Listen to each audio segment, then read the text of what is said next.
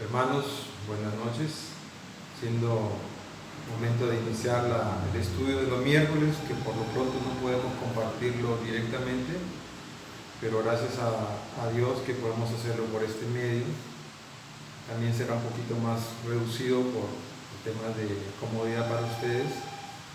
Y voy a pedirles que ahí en sus casas oren por este estudio. Señor Padre nuestro que estás en los cielos, te damos gracias por este tiempo, para que tú hagas tu voluntad, ministrando la enseñanza para tu pueblo, para esta iglesia Comunión, Gracia y Paz, y para que este pequeño estudio que venimos semanas antes estudiándolo ya sea de provecho para todo creyente. Por eso rogamos que tú añadas lo que yo no puedo decir y seas tú ministrando la enseñanza. En el nombre de Jesucristo le damos las gracias. Amén.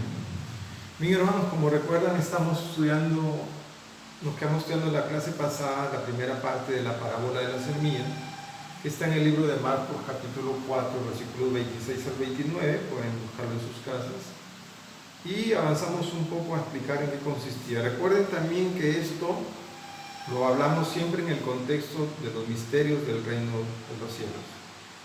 Y siempre las parábolas de Jesús nos aproximan mucho a lo que Él quiere que sepamos del reino de Dios. Ahora más que nunca es importantísimo que entendamos qué es el reino de Dios. El reino de Dios es algo que se va a dar de todas maneras y tenemos que estar preparados para comprenderlo y para empezarlo a vivir. Entonces, ya hemos leído en Marcos capítulo 4, en la primera clase expusimos lo siguiente, que el ser humano está constituido por su espíritu, de lo más interno del ser, luego más siguiendo la interioridad del hombre está lo que llamamos la psique o el alma, y finalmente está lo que conocemos como el cuerpo, que es la parte externa. Y vimos en pasajes como Colosenses 2, del 11 al 13, y también lo vimos en Romanos 2, 25 al 29, que cuando nosotros venimos a Cristo, el Espíritu Santo entra hasta el Espíritu. Es la entrada que nosotros abrimos como una llave, y el Espíritu Santo entonces entra a la vida del creyente.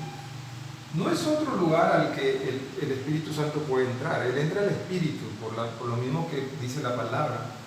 Y desde el Espíritu es que empieza la transformación. Del Espíritu viene la transformación del alma primero, y después va a venir la transformación del cuerpo, que es lo último que sucederá y acontecerá a cada creyente. Pero entonces esto que cuando el Señor ingresa lo llamamos que es la primera etapa de la salvación en general como un proceso, y decíamos que es la regeneración. Vuelve a ser generado, creado por Dios, porque el hombre en estado natural está muerto, pero cuando viene el Espíritu Santo nos vivifica, nos va a empezar a dar vida. Y eso es lo gratuito, esto es gratuito, es el aspecto jurídico de la salvación, porque es por gracia.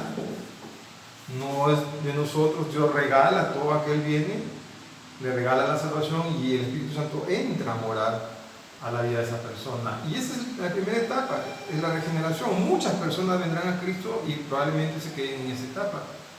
Pero lo que le interesa al Señor luego de la regeneración, que es un don, que es un regalo, lo que el Señor está interesado para que nosotros seamos sometidos a la salvación total, incluida el cuerpo en el día de la resurrección, es necesario que lo primero que empiece a cambiar es el alma.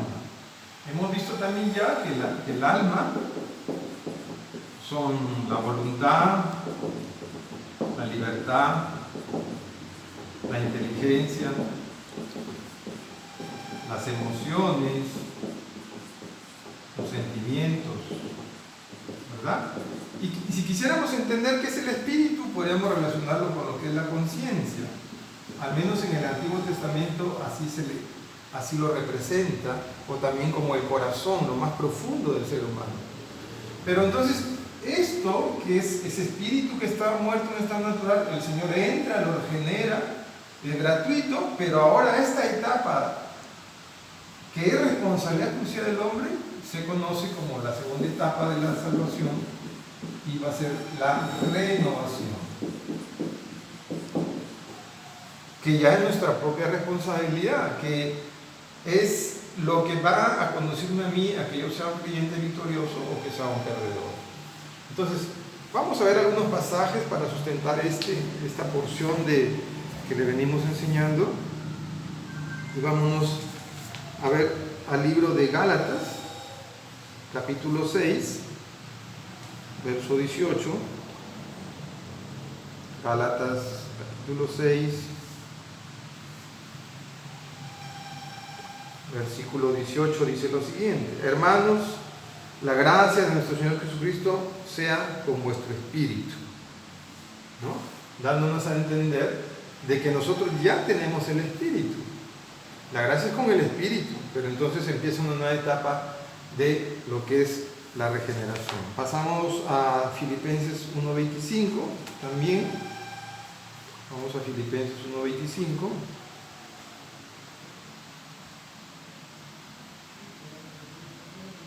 Dice lo siguiente: y confiado en esto, sé que quedaré, que aún permaneceré con todos vosotros para vuestro provecho y gozo de la fe, para que abunde vuestra gloria de mí en Cristo Jesús, por mi presencia otra vez entre vosotros. Vámonos también vamos ahora a Tito 2, del 4 hasta el 13. Busquemos Tito 2.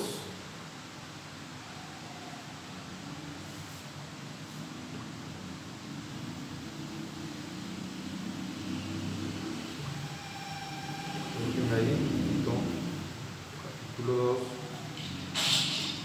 Y vamos a leer desde el versículo 11.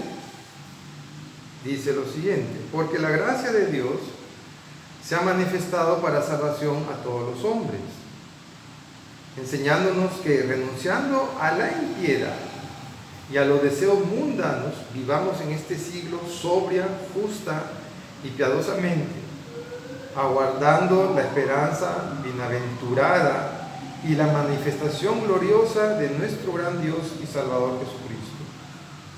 Entonces, la enseñanza de la iglesia de los primeros tiempos es que nosotros tenemos que renunciar a muchas cosas. Si no hay renuncia, el alma no va a ser transformada. Si no hay santificación, el alma no va a ser transformada. Hay creyentes que solamente son externos, y es la crítica de Jesús continua a los fariseos, porque ellos adoraban a Dios desde su alma, desde su mente, desde sus emociones, pero no había entrado el Espíritu a su corazón. Entonces, el alma tiene que ser renovada. El alma tiene que ser renovada. Por eso cuando Nicodemo le dice: Señor, ¿qué es necesario que yo haga para entrar al reino de los cielos? Dice Nicodemo, tienes que volver a nacer. ¿Qué es esto? Tienes que volver a nacer, pero no solamente que volver a nacer, sino quedar en una renovación del alma. Vamos a ver un pasaje más explícito que está en Tito, capítulo 3, versículo 4. Ahí más adelantito. Capítulo 3, versículo 4 dice: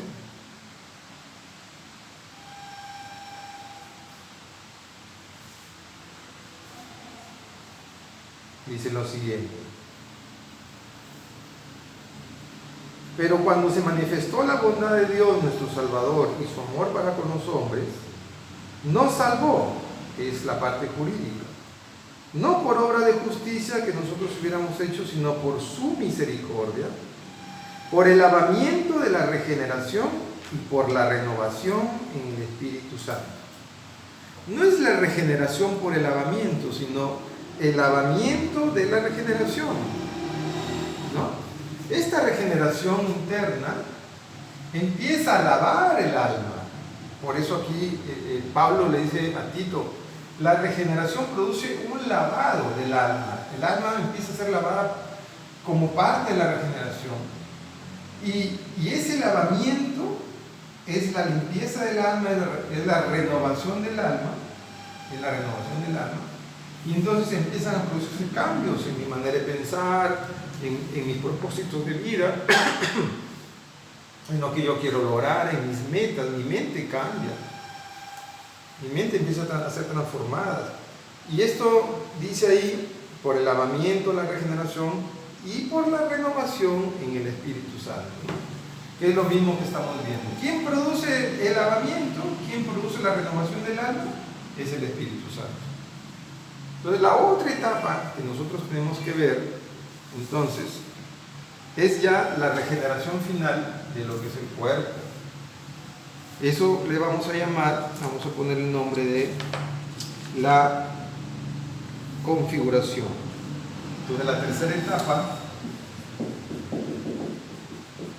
es la reconfiguración o la configuración en Cristo. La palabra configurar en nuestro idioma pues nos da la idea siempre de que nos vamos transformando en algo, configurando en algo. En ciencias, en el ambiente tecnológico, configurar significa que copio, que estoy copiándome de algo, estoy configurando algo para que funcione. Entonces, esta etapa de configuración es otra cosa que va a llegar un momento en que mi espíritu, mi alma y mi cuerpo van a ser semejantes a Jesucristo. Obviamente el cuerpo es la parte final de toda la salvación, que es en el momento del rapto o en el momento de la resurrección de los muertos en Cristo Jesús, y la transformación de nuestro cuerpo en cuerpo glorioso. Ahora somos enfermizos, estamos con pánico porque nos puede dar un virus, estamos expuestos a un accidente y a una muerte repentina, porque nuestro cuerpo no está diseñado en estas condiciones para tener una vida eterna. Pero esa parte de la renovación del cuerpo va a ser al final. Dios momentáneamente puede sanarnos, puede sanar parte del cuerpo, todo el cuerpo, en un milagro, en una sanidad que el Señor quiere operar, pero no es la reconfiguración total para la cual el Señor ha muerto en la cruz, ha resucitado, ha venido nuestro espíritu, nos ha renovado, sino que eso es al final. Dice en Romanos capítulo 8, en la parte final, que todos nosotros ansiamos la adopción de la creación y la adopción de nosotros mismos para vivir en la vida gloriosa de Cristo. Estamos en expectativa, todos estamos gimiendo, nuestro cuerpo, nuestra alma, nuestro espíritu y la creación misma, esperando el día de la manifestación de los hijos de Dios.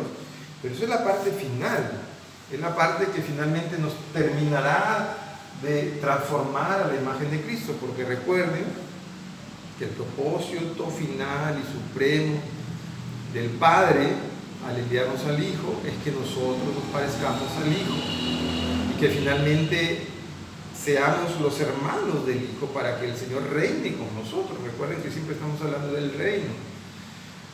Nuestra reconfiguración total como Cristo nos convierte justamente en hermanos de Cristo y en hijos del Padre. Somos ahora parte de la familia del Señor, por lo tanto tenemos que parecernos en naturaleza a Él. Esa es la parte final de la salvación. Vamos a ver un pasaje más para ir terminando. Y vámonos a Romanos 8, versículo 28, Romanos 8.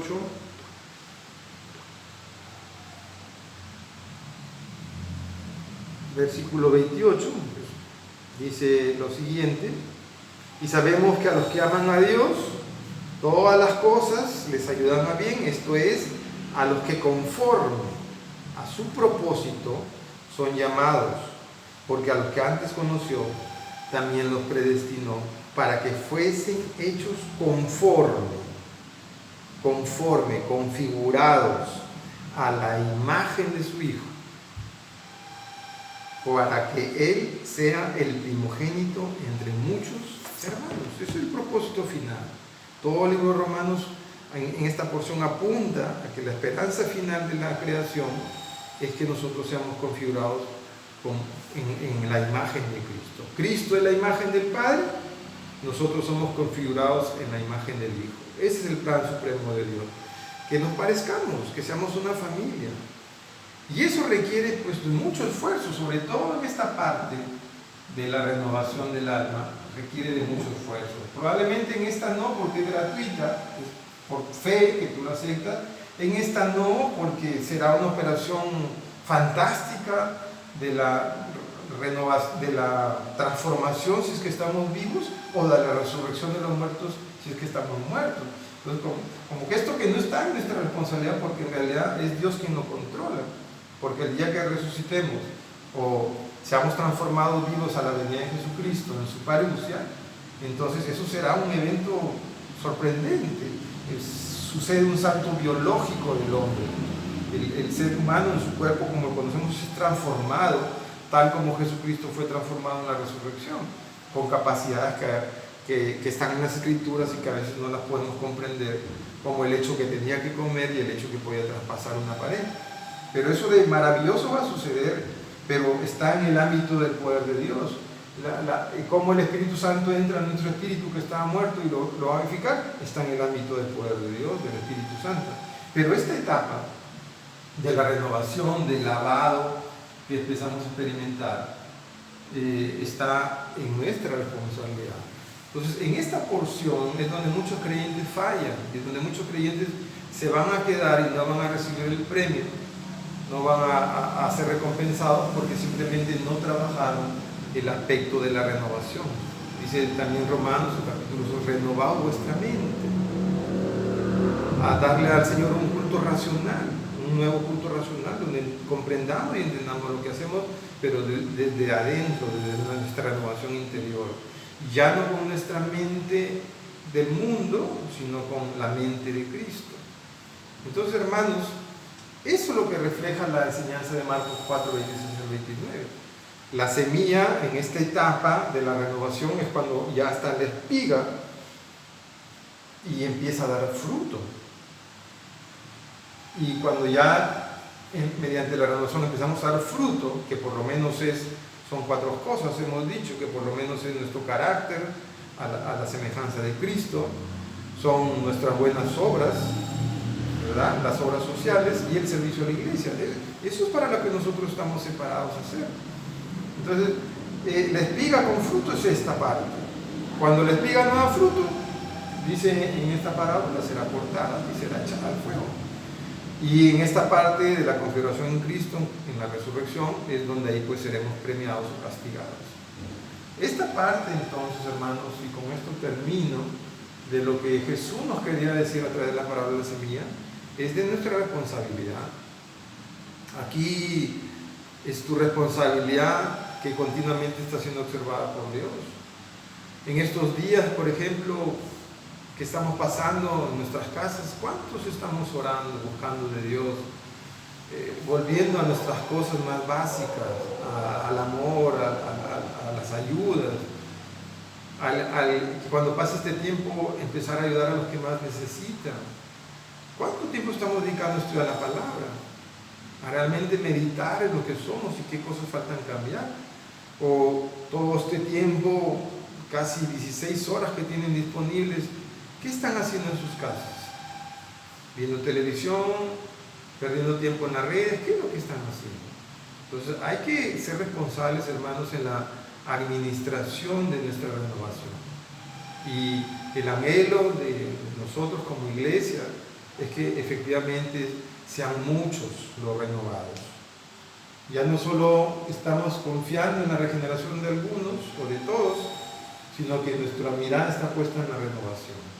Así que, hermanos, mediten otra vez en estas porciones de la palabra, que por tiempo he tratado de hacerlo lo más pronto, pero mediten en ello, porque es tiempo de que nuestra renovación empiece a dar fruto, hermanos.